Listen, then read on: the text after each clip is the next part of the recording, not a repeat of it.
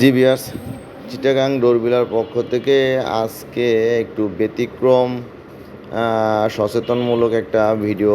কনস্ট্রাকশনের কাজ অর্থাৎ বিল্ডিংয়ের কাজ করতে গেলে যেটা প্রয়োজন দেখেন এখানে এই যে ফাঁকা জায়গাটা দেখতেছেন, অনেকে বুঝে ফেলছেন এই জায়গাটা কিসের, লিফটের জন্য নির্ধারিত স্থান। দেখেন সিঁড়ির সামনে এরকম ফাঁকা জায়গা যদি আমরা রেখে দেই কতটা ঝুঁকিপূর্ণ।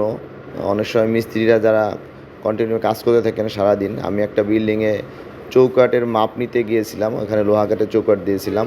তো সেটা দিতে গিয়ে আমার কাছে যেটা নজরে আসলো, যেরকম একটা ইটের ওয়াল ছোট্ট না থাকার কারণে একটা মারাত্মক ঝুঁকি এখানে রয়ে গেছে। অনেক সময় বাচ্চারা খেলাধুলা করতে নতুন বাড়িতে উঠে যায়, দুষ্টুমি করে, একজন আরেকজনকে আপনার তাড়া দেয়। সেক্ষেত্রে এরকম ফাঁকা জায়গায় পড়ে হাঁটতে হাঁটতে পড়ে গেলেও একদম একটা জীবন শেষ হয়ে যাবে। আমার কাছে মনে হয়েছে যে আমরা যারা বিল্ডিংয়ের কাজ করি কনস্ট্রাকশনের, যখনই আমরা ছাদের উপরে ওয়ালের কাজ শুরু করব তখন লিফটের সামনের এই জায়গাটা একটু ওয়াল যদি আমরা খোপ খোপ করে এরকম কয়েকটা ইটা দিয়ে দিয়ে দেই, এখানে ঝুঁকিটা হ্রাস পেয়ে যাবে। এটা মিস্ত্রিদের জন্য অনেক সময় এটা ধোঁকা হয়ে যায়। রাতে অনেক সময় মিস্ত্রিরা ওঠানামা করে, তাদের জন্য এটা একটা ঝুঁকি হয়ে যায়। বাচ্চারা তো অবশ্যই, আপনি যে কোনো জায়গায় দেখবেন বাচ্চারা নতুন বিল্ডিংয়ে ওঠে, উপরে নিচে ওঠে এবং দৌড়াদৌড়ি করে। এ ধরনের একটা অ্যাক্সিডেন্ট যাতে না ঘটে।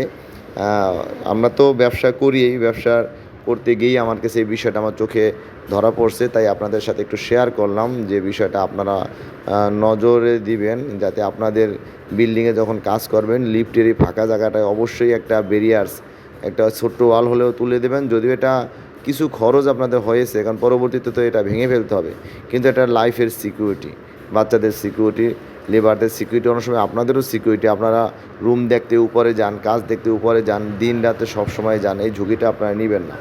তো ভিউয়ার্স, ব্যতিক্রম একটু সচেতনমূলক ভিডিও করলাম আজকে। দরজা এবং চৌকাঠ নিয়ে ওরকম কোনো আলোচনা করলাম না।